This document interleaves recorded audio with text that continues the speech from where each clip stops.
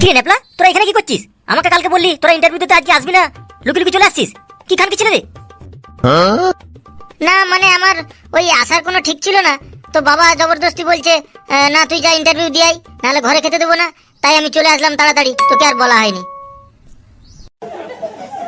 শালা বেশ ঢ্যামনা চিতি ছেলে রে, তোর জন্য আমি বসে থেকে থেকে আমার দেরি হয়ে গেল আসতে। কি রে কেলা চোদারা, তো এসছিস তো অনেকক্ষণ, তো ইন্টারভিউ স্যার আসছে না আসেনি এখনো? ইন্টারভিউ স্যার চলে আসছে রে, এখনো ডাকেনি তো, ডাকলে তারপর যাব।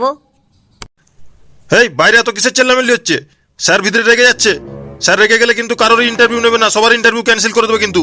চুপচাপ এখানে বসো, ইন্টারভিউ দেবে, সোজা বাড়ি যাবে। শালা সুরের বাচ্চা, তোর স্যারের কপাল চুদি।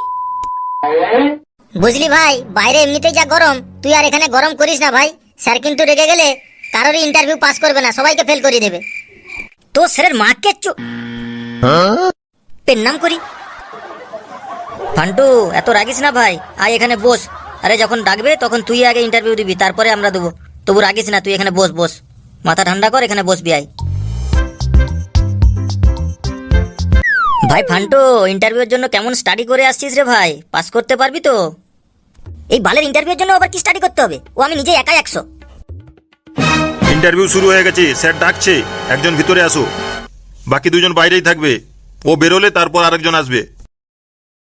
লে ফান্টু, তুই আগে যা, তুই ইন্টারভিউ দিয়াই তারপর আমি যাব। আর ভালোভাবে ঠান্ডা মাথায় স্যারের কোশ্চেনের সব উত্তর দিবি, ঠিক আছে? যা। ঠিক আছে, আমি আগে ইন্টারভিউ দিতে যাচ্ছি। তোরা বলছিলিস না স্যার গরম হয়ে গেছে, তো আমি যে আগে স্যারের ভাব কাটাবো, তারপর ইন্টারভিউ দিয়ে আমি আসছি, তারপর তোরা যাবি, বুঝলি? আমি আগে ভালোভাবে স্যারের ভাবটা কাটিয়ে দিয়ে আসি।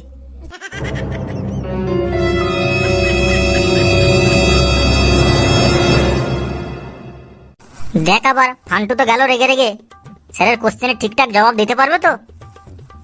ভাই নেপলা, ভুলে যাস না ওর নাম ফান্টু। লাস্টে স্যারকে এমন জবাব দেবে, স্যার ইন্টারভিউ টেবিল ছেড়ে পালানোর পথ পাবে না, বুঝলি? ঠিকই বলেছিস, ও শালা ফান্টুকে কোনো বিশ্বাস নেই, কখন যে কি করতে কি করে দেবে কোনো বলা স্যার যায় মে না। Come in. Come in. What is your name? My name is Fantu. তো ফান্টু, তুমি ইন্টারভিউ দেওয়ার জন্য প্রস্তুত আছো তো?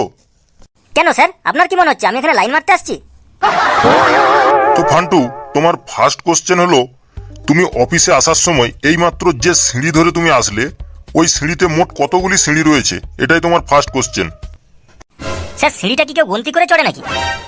গন্তি করে না চললেও তুমি এইমাত্র সিঁড়িটা ক্রস করে আসলে, তুমি এরই মধ্যে যদি ভুলে যাও, তুমি কিভাবে অফিস সামলাবে? এটাই আমরা চেক করব তোমাকে এইসব কোশ্চেন করে, বুঝলে? আচ্ছা স্যার, তাহলে আপনি আমার একটা কোশ্চেনের উত্তর দিন দিন। যদি উত্তর দিতে পারেন তাহলে আপনার এই ইন্টারভিউ অফিস ছেড়ে আমি এক্ষুনি চলে যাব। अभी मजा आएगा ना भिड़ो। হ্যাঁ, কি কোশ্চেন বলো? আমি পারবো না এমন কোনো কোশ্চেন আছে নাকি? স্যার আপনার কত বছর বিয়ে হয়েছে? আমার বিয়ের সাথে তোমার কোশ্চেনের কি সম্পর্ক আছে? আছে আছে স্যার, বলুন না। এই ধরে নাও আমার 20 বছর বিয়ে হয়েছে।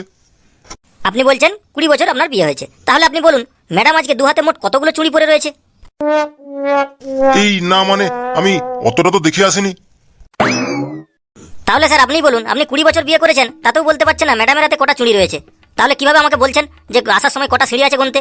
আমার কি করে মনে থাকবে? এই মাত্র ইসলাম আমি সিঁড়িগুলোকে গুনতি করে, বলুন এটা কোনো কোশ্চেন হলো? আচ্ছা বেশ ঠিক আছে। আচ্ছা তুমি এবার বলো তোমার সেকেন্ড কোশ্চেন। একটা অন্ধকার ঘরের মধ্যে একটা মেয়ে উলঙ্গ অবস্থাতে শুয়ে রয়েছে, তোমাকে ওই ঘরটার মধ্যে ছেড়ে দিলাম, দরজা বন্ধ করে দিলাম, তুমি সেখানে কি করবে? স্যার মনের কথাটাই বলবো। তার মানে তুমি কি বলতে চাইছো? আনসার দাও, নাহলে অফিস থেকে গেট আউট। স্যার আমার জায়গায় যদি আপনি থাকতেন, ওই অন্ধকার ঘরে একটা উলঙ্গ মেয়ে আপনার সাথে যদি থাকতো, তো আপনি কি করতেন? আপনি যেটা করতেন সেটা আমিও করতাম। বলো তো ফান্টু, এটাই তোমার third question and last question. একটি মোরগ পূর্ব দিকে তার মুখটি রয়েছে, পেছনটা রয়েছে উত্তর দিকে। সে যখন ডিমটা দেবে, সে ডিমটা কোন দিকে পড়বে? এই প্রশ্নের উত্তরটা দিতে পারলেই তোমার চাকরি কনফার্ম, ঠিক আছে? আর না দিতে পারলে গেট আউট। আচ্ছা স্যার, মোরগটার ওজন কত হবে? মোরগটা ওজন কত হবে সেটা জেনে তুমি কি করবে? তুমি আনসার দাও। স্যার মোরগের ওজনটা না জানলে আমি বলবো কেমন করে যে ওর ডিমটা কোন দিকে পড়বে? ধরো মোরগটার ওজন 2 কেজি। স্যার তাহলে তো মনে হচ্ছে মোরগটা খুব বড় মোরগ। স্যার মোরগটা কাদের বাড়িতে আছে? কেন মোরগটা কাদের বাড়িতে আছে সেটা জেনে তুমি কি করবে? না মানে বলুন না স্যার, ওইখান থেকে তো আনসারটা বেরোবে।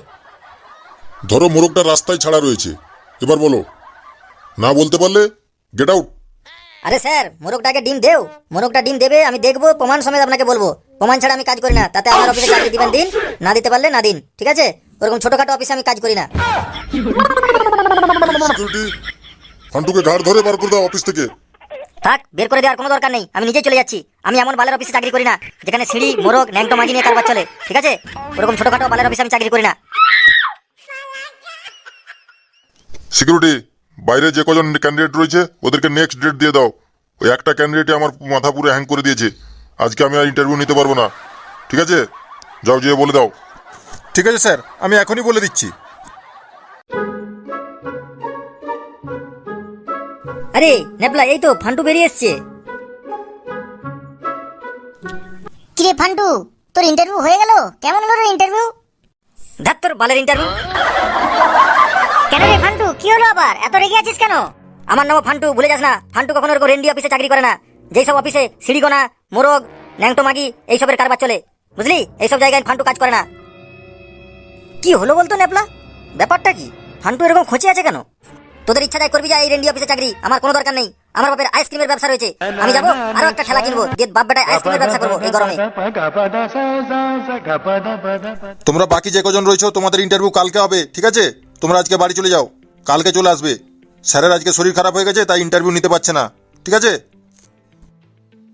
বুঝলি ভাই, আমি এতখানে বুঝতে পারছি কেসটা কি। এসব ফান্টুর খেল, বুঝলি? চল বাড়ি চল। হ্যাঁ হ্যাঁ ঠিক বলেছিস, সব ফান্টুরই খেল। ফান্টু গরম হয়েছিল না, গেছে ভিতরের সারকে ঠান্ডা করে দিয়ে চলে আসছে, বাস। আর বন্ধুরা, তোমরা তো দেখলে ফান্টুর ইন্টারভিউ এর ভিডিও। এবার ন্যাপলার ইন্টারভিউ এর ভিডিওটি দেখার জন্য চ্যানেলটি সাবস্ক্রাইব করে রাখো, আর ছোট্ট একটা লাইক করে দিও যদি ভিডিওটি ভালো লেগে থাকে, ঠিক আছে বন্ধুরা? ওকে, বাই বাই।